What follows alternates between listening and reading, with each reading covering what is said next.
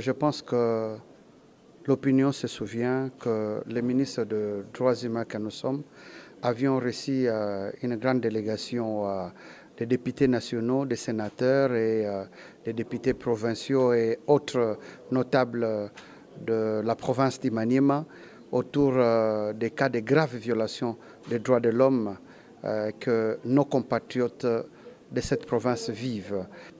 C'est d'autant plus grave que le Premier ministre qui était saisi a voulu avoir la lumière.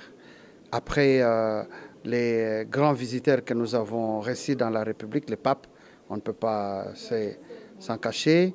Le Premier ministre nous a convoqués, les différents responsables, son Excellence, Monsieur le Vice-Premier ministre, ministre de l'Intérieur, les ministres de la Santé et les ministres de la Défense et nous-mêmes en charge des droits humains pour étudier la réponse du gouvernement qu'il faut apporter à nos compatriotes, à cette grande préoccupation de violation des droits de l'homme.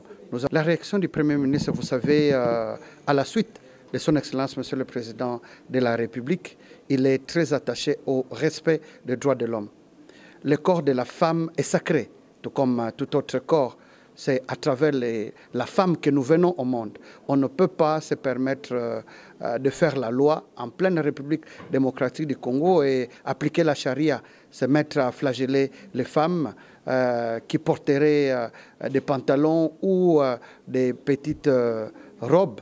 Mais cela n'est pas interdit par la loi. On ne peut pas tolérer cela et c'est pourquoi nous avons été autour du Premier ministre pour envisager ce qui doit être fait.